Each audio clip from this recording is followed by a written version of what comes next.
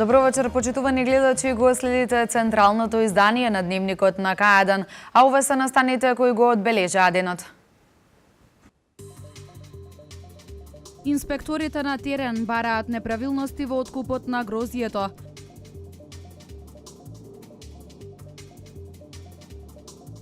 Фестивалот на античка драма Стоби ќе се одржи од 17 до 26 септември.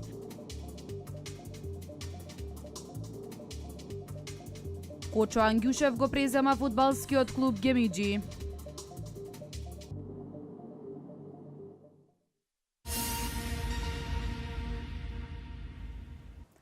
Откриени се одредени неправилности на пунктовите каде се откупува грозјето во Тиквешијата. Од вчерашниот ден инспектори од Државниот инспекторат за земјоделство се присутни на терен, каде што ја следат состојбата и утврдуваат дали се почитуваат одредените правила кои претходно беа договорени.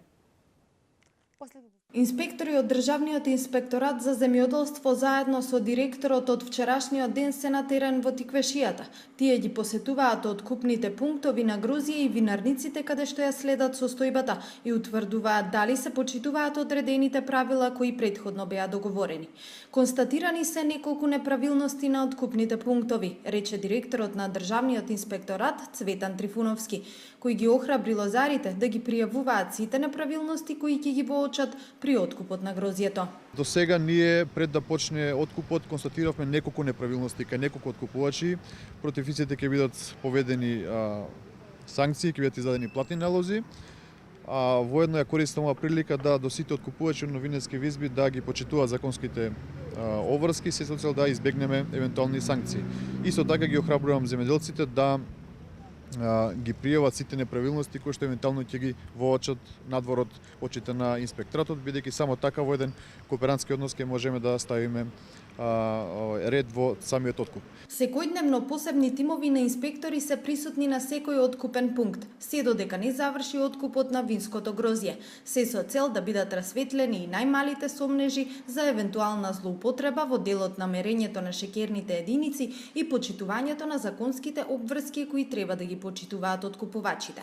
Имаше остапи во делот на истакнување на цените, кои што се многу битни за земјоделците да ги знаат по која цена го предаваат својот род. Имаше остапување во делот на баждарењето на мерните инструменти кои што се одредуваат шеќерните единици и одреден дел во самата регистрација за дозволување за вршење откуп на земјоделски производи. Согласно Закон за земјоделство и рурален развој. Измената на законот за отплата на грозјето е веќе во сила. На 3 подеднакви рати ќе се исплаќа откупеното грозје. Првата е до 15 декември, каде откупувачите се задолжени да исплатат 20% од откупеното грозје. Втората е до 15 февруари, до кога ќе се исплатат 40% и последната е до крајот на април, до кога треба да се исплати остатокот на откупеното грозје, односно уште 40%.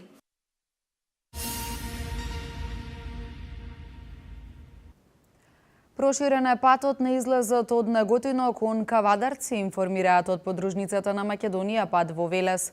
Со ова значително ќе се намалат сообраќајните незгоди кои во минатото беа честа појава на овој локален пат. Една црна точка на патиштата во Македонија помалку. Патот на излезот од Неготино кон Кавадарци проширен по 1,5 метар од двете страни, информираат од Македонија пат подружница Велес. Од таму велат, сите поправки и проширување на патиштата се завршени заклучно со месец август. Имаме и поправки на коловози и надградби на коловози на цела територија која што држи подружница Велес и мислам дека со успех бие до август, некаде до август, тој дел од програмата си го реализиравме. Реконструкцијата на патот Неготино-Кавадарци од голема важност за жителите од овој регион. Со проширување на патот, значително ќе се намалат сообраќајните незгоди, кои во минатото беа честа појава на овој локален пат.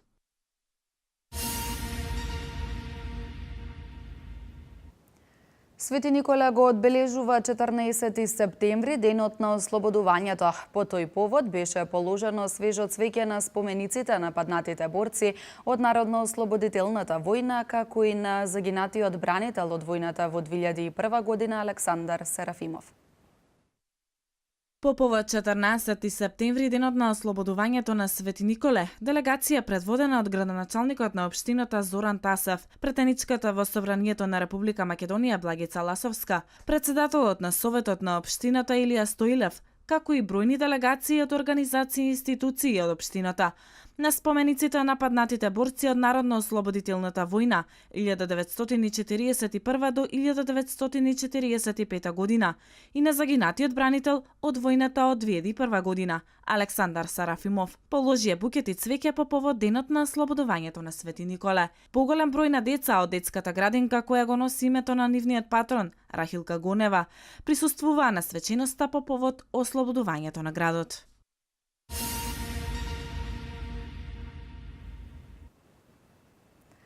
Одржана 32-та седница на Советот на општина Демир Капија. На истата беа разгледани и усвоени 12 точки од дневниот ред, а беше донесена и одлука за измена и дополнување на буџетот на општината за 2016 година. Советот на општина Демир Капија ја одржа 32-та седница на која беа разгледани и усвоени 12 точки од дневниот ред. На истата беше донесена одлука за измена и дополнување на буџетот на општина Демир Капија за 2016 година. Советниците донесоа решение за давање согласност за формирање паралелки со помал број ученици во општинското основно училиште Димче Габерот за учебната 2016-2017 година и решение за давање согласност за формирање комбинирани паралелки во истото. Донесени се и заклучоците за донесување на годишната програма на работа на ова училиште за 2016 и 2017 година и усвојување на годишен извештај за работата и постигнатите резултати на училиштето. Беше донесен заклучок за усвојување на годишна програма за работа и извештај на работата за 2015-2016 година на детската градинка Борис Трековски. Седницата заврши со разгледување на барања од физички и правни лица и советнички прашања.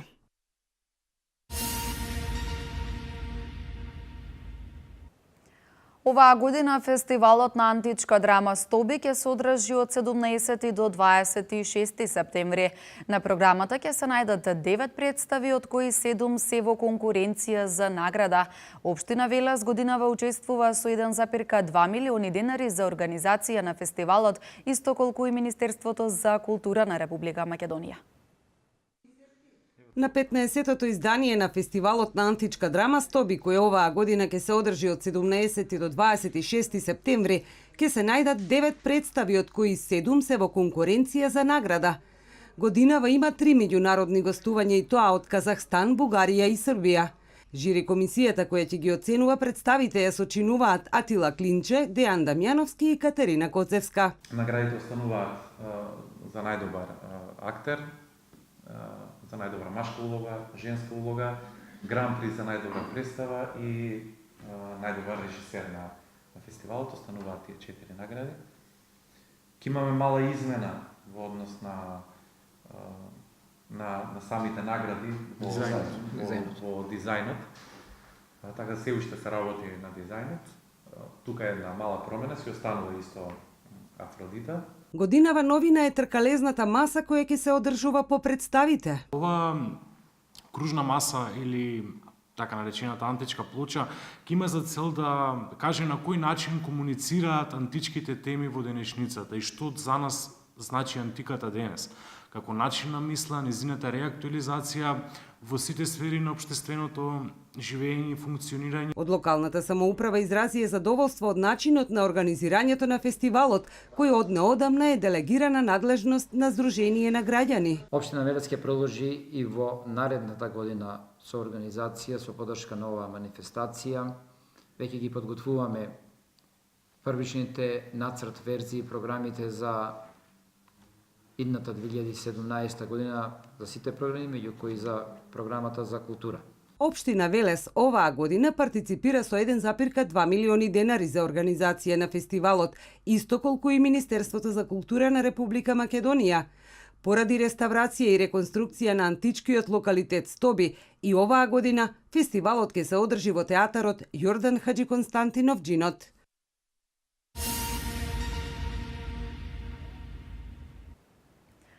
Од еколошкото друштво Вила Зора бараат одржување на јавна трибина на која ќе се дискутира за зеленилото во градот.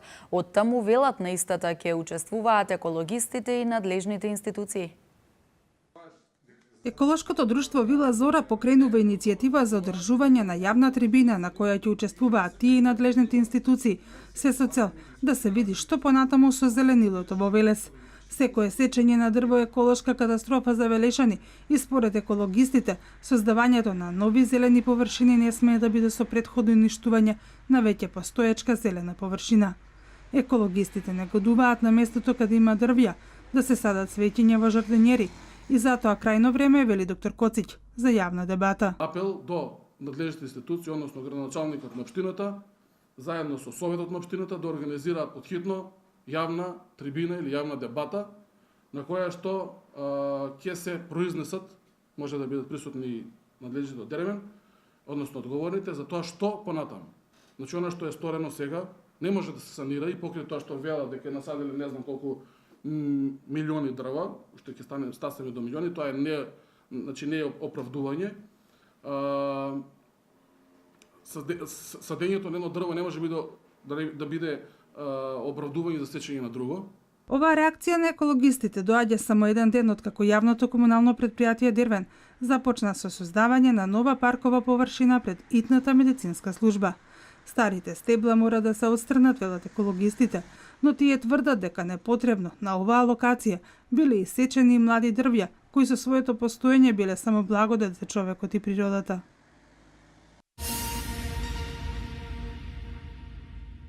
Кочо Ангјушев го презема фудбалскиот клуб Гемиџи. Овој клуб се надпреварува во третата општинска лига. Влегувањето на Ангјушев во клубот за локалната самоуправа, но и за играчите значи можност за влегување во повисока лига. Фудбалскиот клуб Гемиџи добива нов собственик. Кочо Ангјушев ќе раководи со овој фудбалски клуб кој во овој момент се надпреварува во третата општинска лига. Она што како цел го напомена Ангјушев е Гемиџи да стане респектабилен клуб кој за 2 години би се надпреварувал во првата македонска фудбалска лига, а можеби за 4 до 5 години истиот би одиграл барем едно коло во една од европските лиги. Воедно тој напомена дека финансирањето на клубот за оваа година е веќе обезбедено. Планот е следен да оваа година направиме еден добар костур на екипата, да таа екипа ја спремиме за влез во втора лига. Тоа го постигнеме на крајот од оваа сезона, затоа веќе разговаравме со неколку, би рекол, ветерани во фудбалот тука во Велес, значи играчи кои што се во години, кои што се уште можат да дадат придонес. Јас и нив им се заблагодарувам за нивниот ангажман. После тој костур, значи до првото полугодие сега која ќе заврши, ќе се преслушаме да видиме кои се резултатите, доколку е потребно во меѓусезона уште дополнително ќе го појачаме клубот. Тренер на клубот ќе биде Пане Блажевски, а истиот ќе биде зајакнат со искусни играчи кои во многу се докажени пред Велешани. Проектот, како што вели Ангјушев, беше презентиран и пред градоначалникот на општина Велес Славчо Чадиев, кој во истиот момент ги стави на располагање сите оние услови со кои располага градскиот стадион, се со цел подигнување на квалитетот на овој клуб. Разговаравме за поединости околу целокупната организација, што е она што може општина Велес со своите ресурси традиционално кој што го помага фудбалот и останатите спортови да помогне, кои се визиите на на овој нов клуб, односно со клуб што продолжува со традиција, нели, Гемиџи, кои се визиите на новиот собственик. Со овој клуб претходно раководеше Лазар Акиџиев, кој понатаму останува во раководството на Гемиџи. Јас можам да тврдам со сигурност дека очекувањата ќе се исполнат. Сум имал многу други понуди за клубот, али познавајќи го господинот Кочо Ангјушев како стабилен, успешен бизнисмен и човек кој, на жалост, некои други, нели, поединци кажуваат дека не се интересирал за градот, јас знам дека се интересира и верувам во него и верувам дека многу брзо клубот ќе го видиме во прва лига. Како што напомена новиот собственик на фудбалскиот клуб Гемиџи, Кочо Ангјушев, истиот ќе се финансира со средства од компаниите во кои тој има собственост. Воедно побара од велешката јавност трпение во однос на очекувањата, затоа што квалитетен клуб не се гради преку ноќ. Државната изборна комисија, Агенцијата за аудио и визуелни комуникацијски услуги одржаа работен состанок. Нов земјотрес со 3,2 степени по Рихтер ноќеска беше почувствуван во Скопје. Вести од земјава. Работен состанок на Државната изборна комисија и Агенцијата за аудио и визуелни комуникацијски услуги. Првите луѓе на двете институции велат соработката е на завидно ниво. Очекувањата се дека истата ќе се продолбочува. Ние многу сме им и благодарни на Државната изборна комисија што во многу навреди кога имавме правни дилеми ни излезе во пресред со толкувања на изборниот законник и ни помогна да донесеме вистински одлуки. Меѓусебната соработка помеѓу институциите се клучен фактор за обезбедување услови за слободни фер избори. Во таа насока и денешната средба, како што истакнав, да го реафирмираме тој меморандум за соработка и да развениме информации за подобро да сме подготвени за изборите кои ни предстојат. Трајковски вели дека досега до агенцијата нема пристигнато ниту една представка по однос на информирањето на медиумите, а во сабота се очекува да биде објавен и првиот извештај на адхок телото. Во однос на поголемиот број на избирачи, во изборната единица број 6, Чичаковски вели. Во рамки на нашите надлежности по редовното квартално ажурирање, ние доставивме податоци до Министерството за правда и до Собранието како надлежен орган да подготват и да донесат измени на изборниот законник. Останува на Собранието соодветно да го адресира ова прашање. Несоодветното, односно надминувањето на прагот од плюс-минус 5% дефинитивно го доведува во прашање еднаквото право на глас на сите граѓани во Република Македонија. Овие две институции најавија дека ваквите работни средби ќе бидат вообичаени.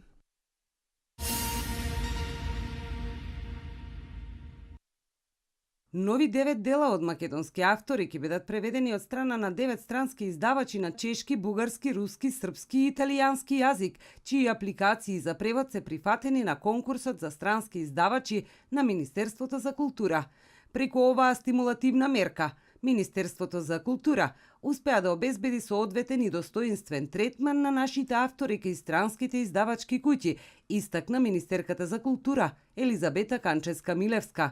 На овој конкурс поддржани се ветерне млини од Брно, Чешка република, која ќе го објави делото Резервен живот на Лидија Димковска, чиј превод на српски, англиски и на италијански јазик е веќе поддржан во рамките на овој конкурс на Министерството. Поддржана е издавачката куќа Скалино, Персеус и Изида од Софија, кои на бугарски јазик ќе ги објава делата Јазичен триптихон од Славе Ѓорго Димовски, за која авторот ја доби наградата Ацо Шопов и која познатата издавачка куќа од Белград, Архипелаг, со поддршка на Министерството за култура ја објави на српски јазик.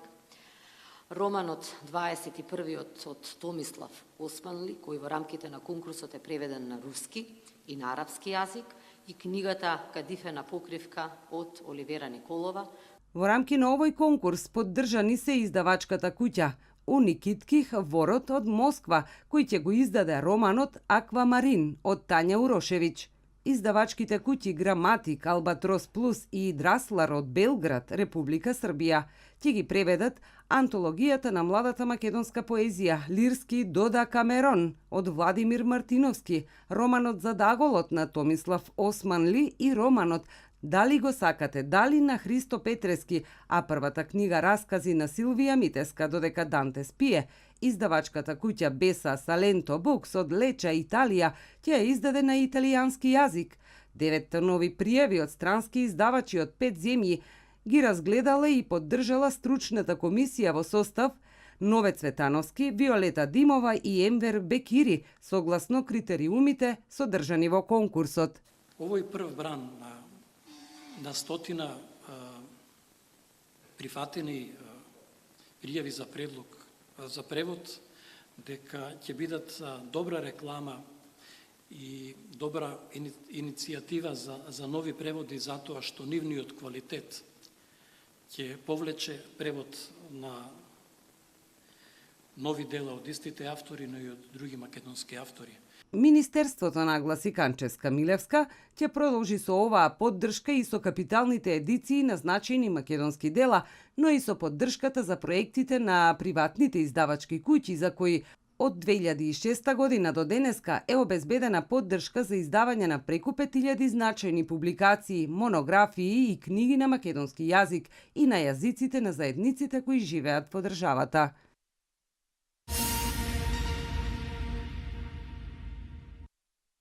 Нов земјотрес со јачина од 3,2 степени според Рихтеровата скала е почувствуван ноќеска во Скопје и околината. Телеметарската сеизмолошка мрежа на Република Македонија ноќеска во 1 часот и 32 минути регистрира земјотрес од источниот дел на Скопското епицентрално подрачје. Скопје и околината во изминатите 3 дена беа погодени од серија земјотреси, од кои најсилниот беше регистриран во неделата во 15 часот и 10 минути, со магнитуда од 5,3 степени по Рихтер. Потресите предизвикаа вознемиреност кај населението, а лекарска помош по земјотресите досега побарале повеќе од 100 лица. Потребата од проценка на безбедноста на објектите, граѓаните треба да пријават на број 195, каде се регистрирани 500 јавувања. Надлежните институции посочуваат и на упатството за самозаштита на граѓаните од земјотреси.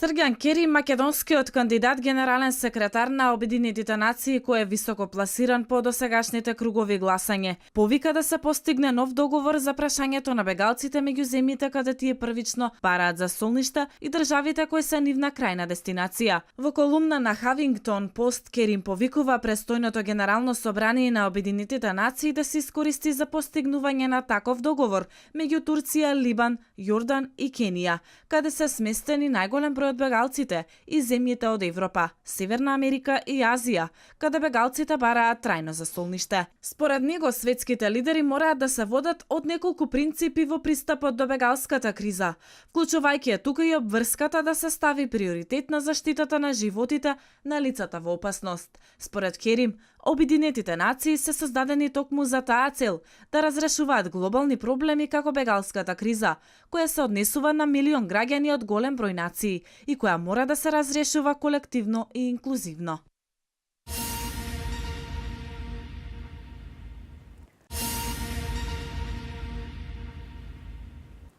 До крајот на оваа година Северна Кореја ќе располага со материјал доволен за изработка на околу 20 атомски бомби. Жителите на Морија на Лесбос ќе организираат протести против пренатрупаниот центар за бегалци. 10.000 луѓе останаа без струја во Тајван по налетот на супертајфунот Меранти. Свето денеска. До крајот на оваа година Северна Кореја ќе располага со материјал доволен за изработка на околу 20 атомски бомби, благодарение на зголеменото збогатување на ураниум и на залихите од плутониум, коментираат експерти, пренесува БТА. Властите располагаат со големи количества ураниум и повеќе од 1 десетлетие работат на проект за негово збогатување до нивото за употреба во воени цели, сметаат познавачите. Пјонгјанг досега изврши 5 нуклеарни проби, а веројатно се подготвува и за 6-та. Специјалистот за нуклеарни програми на Северна Кореја, Зигфрид Хекер, истакнал дека Северна Кореја годишно може да произведува и до 150 килограми високо збогатен ураниум, количество кое е доволно за 6 атомски бомби. Ако на тоа се додадат залихите од плутониум, проценката се искачува на 20 бомби.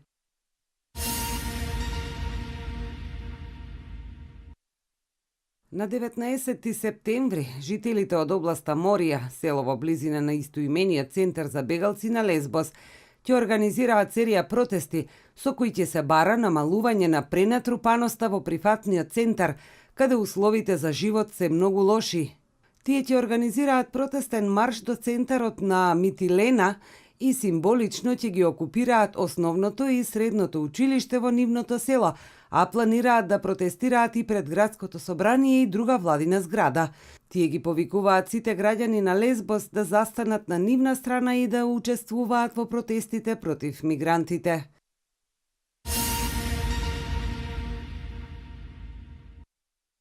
Во налетот на супертајфунот Меранти на Тајван, 10.000 луѓе останаа без струја. Бурата од 5-та категорија се смета за најсилна во светот досега во оваа година и таа беше проследена со ветрови со брзина од 216 км на час. Тајфунот ги откажа сите летови, училиштата беа затворени, а институциите во земјава денеска нема да работат. Се очекува супертајфунот да предизвика поројни дождови и поплави. Неколку градови во источниот и јужниот дел на земјата се под закана од природна непогода, меѓу кои и Каосјон и Хуалиен. Од Тајван Меранти ќе се насочи кон Кина, каде утре е предвидено дека ќе го погоди копното на провинциите Гуандун и Фуџијан.